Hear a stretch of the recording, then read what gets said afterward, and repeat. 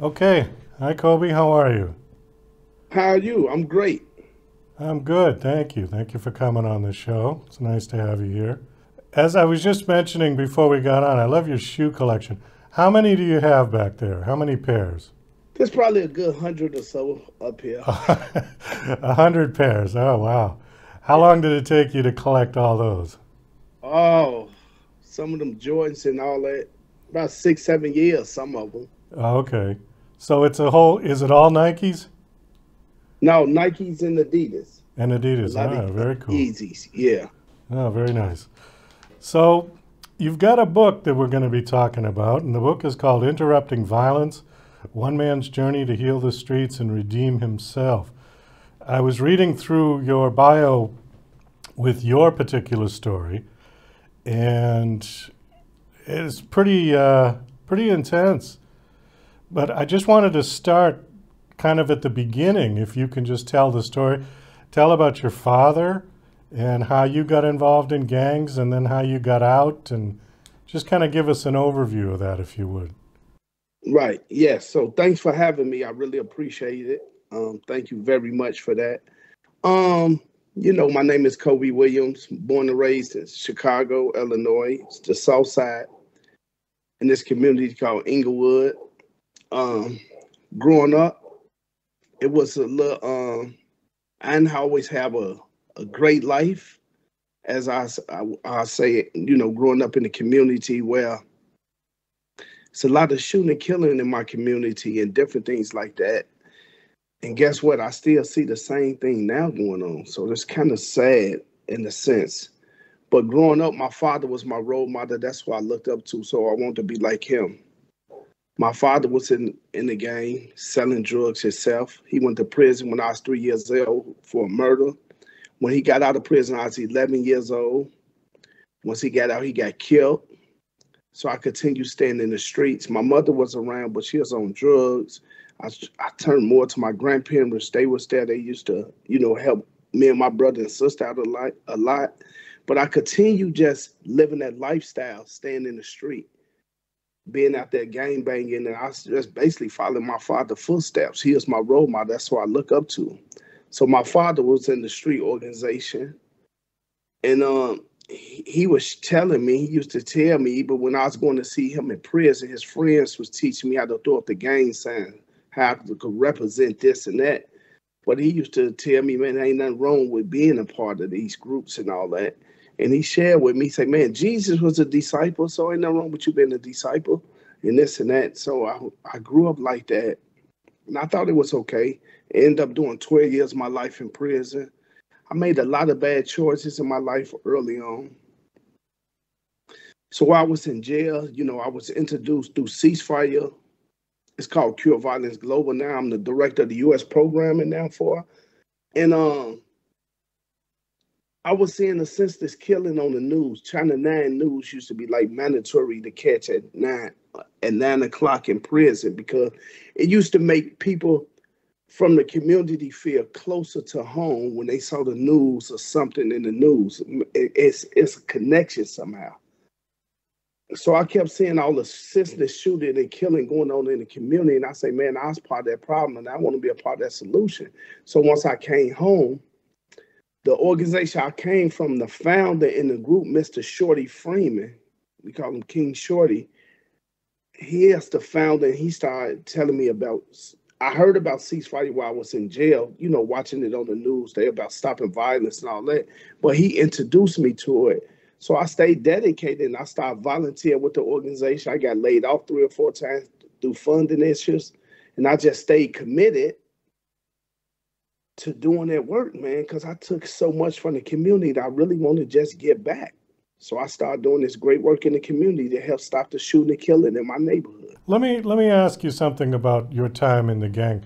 So your father was in the gang, and it sounds like he encouraged you to be a part of that group, right? Rather than discourage I you ain't gonna from say being. he encouraged me, but he was telling me it was okay. It was okay. I Yeah. Yes. So what was it that got you out? Was there some turning point or something, going to prison, or what happened that you said, no, I'm not doing this anymore? I mean, when I wanted to start doing the right thing, one of the turning points, my grandparents stayed on top of me, period, about doing the right thing. But one thing that really got me too was while I was in prison, I had a newborn son. So I had came home and my son was like, I was with him when he was like first born, but I ended up getting back locked up. So I was away from him about a year and a half or so. So I'm in court. So my son in court, he about 3 or 4 years old. My mother came to court, my son, mom, and my sister. And the bailiff was bringing me out the back of lockup. And he had shackles on my legs, handcuffs on me, and he was coming out. And my son was coming also. So my son was coming, sitting down over that way. So I'm coming out the back of lockup. My son was coming towards me. And he kept saying, Dad, Dad, Dad, Dad, Dad, Dad, Dad, Dad, Dad. He came to me, so the judge realized that I didn't see him in so long. So I could tell once the judge saw that I didn't see him and all that, he could see that. He told the bailiff and everybody. He told the bailiff, take the handcuffs off of him. So I embraced my son, hugged him, and I say, man, I love you and all this and that. So I knowing I'm going, I ain't finna go home, so I know I'm finna go back to lockup. As I'm going back to lockup, I told my son, your mama called me, go see what she want. So as he is going that way, I'm going that way. He broke down in front of the whole courtroom and say, man, I want my daddy, I want my daddy. So he broke down and I broke down too because I got so emotional and I'm going back at the lockup and I'm trying to clean my face and all that. I'm teary-eyed because I didn't want to be in jail feeling that type of way. But man, it was just crazy, man. So that was some of the things that helped me right there and want to get on the right track. But most important is, I mean, like I say, Mr. Shorty Freeman introduced me to this, and he is the founder of the group. So I'm like, man, I got his support on this to do better and all that, because he was like, Cobe, man, we got to do something different, man. We got to really do some things different and stay out here and all that, because he just had came home from a 28-year sentence. Wow, that is a very heartbreaking story. But it had a happy ending, it sounds like, because you got out and you got straight and you're doing good things now. Yeah. How old's your son now? My son now is 28. He's okay. This was a while ago. Yeah. Is he doing good? Yes, he's doing good. Yeah, he's staying in Dallas right now. He's driving 18-wheeler trucks and all that. Great. So he's doing great right now. Let's talk a little bit about gang violence and urban violence, because like you said, you see it on the news, and it's like it's every day. You see shootings, especially in Chicago and Baltimore and other cities in the United States. And what is your group going to do? What do you guys hope to? Well, I know what your plan is, but what's going to work? Because it doesn't seem like anything's working right now.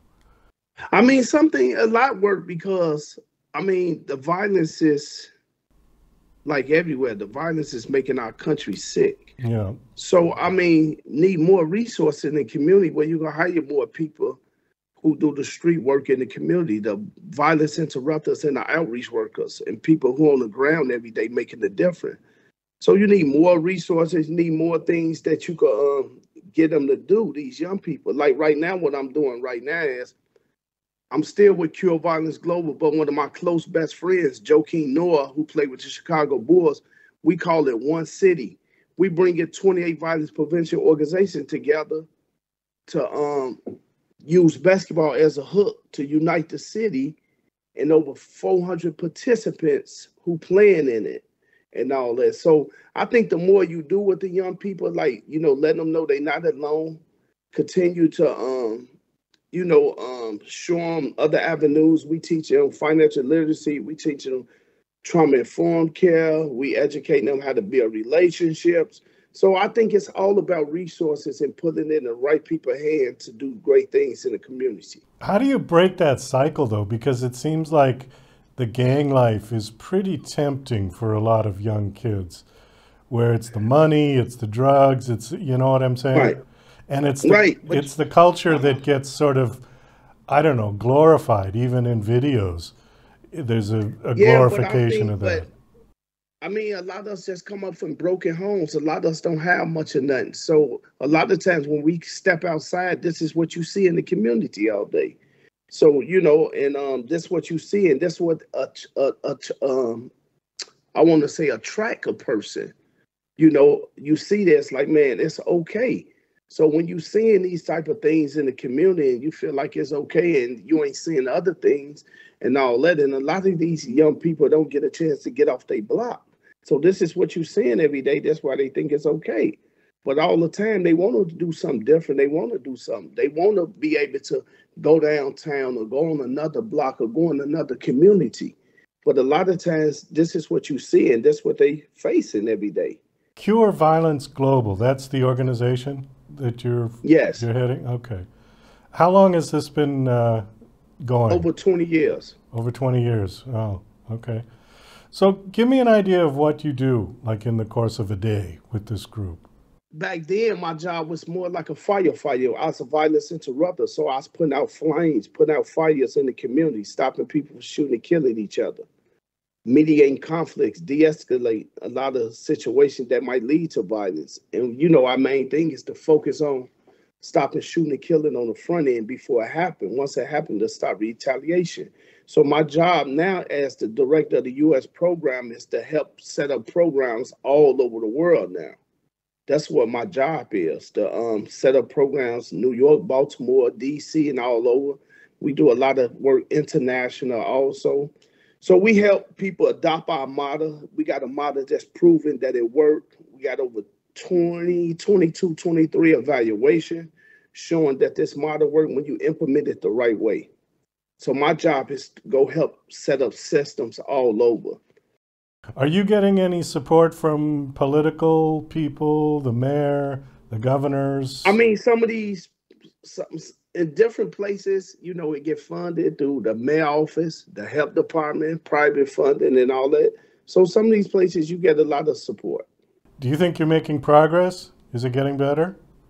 I know we making progress because I know we saving life and everything we do in the community, we document that. And I know we doing a lot of mediations. We change a lot of mindsets and behavior. And we got a lot of people on the right track. And it's also helping people like myself, who was locked up and come home to be able to do this because, our mindset and thing had to change also. Do you guys go into the prison systems? I mean, do you go to the prisons and work with the inmates at all? Sometimes they let us, they call us to come in and talk with the people in prisons and different things like that.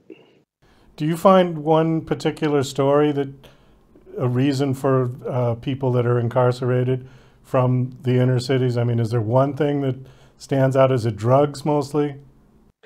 I mean, a lot of, early on it was drugs, but a lot of the violence comes from interpersonal stuff now, more than anything. What do you mean? What do you mean, like retribution? Somebody type disrespected me. You looked at me crazy. Oh. You step on my shoe. You talking to my girl. You owe me some money. So I'm saying I see a lot of that stuff interpersonal now in the community. So when the news portray all that stuff, it ain't gang related. It's interpersonal. So, Interrupting Violence, this book, is this a memoir? I mean, is this basically your life story? Yeah, this is a memoir. It talk about my life story growing up in the community. I want to use this book to inspire other people, to motivate people, and want people to know you're just not alone. It talk about mediation skills and tools and all that, how to mediate conflict. It talk about the one city, and they talk about a little bit the history of cure violence and everything. But it's definitely been my journey, to change. And I want people to understand, too, is you're not alone. Well, brothers and sisters sometimes feel like, people won't give them a second chance. So this book is want people to understand people can redeem themselves. Redemption is real. So to give a person a second chance. So I always say it ain't how you start, it's how you finish. Is there any religious aspect to these, or is it you don't go that way? No, it's really not no religious aspect to it, but we still want to be able to meet people where they are without judging them. Do you have a website that you want to give out? Yeah, so you can interrupttheviolence.com. All right. Yeah. Now your book has been released, right? Yeah, so the book will officially be released July the 2nd. Okay. All right, Cobe. Well, we got to wind this down. Thank you again for coming on and sharing your story, and best of luck with everything you're doing. I hope to see more success. Okay, and thank you very much for having me. I really appreciate it.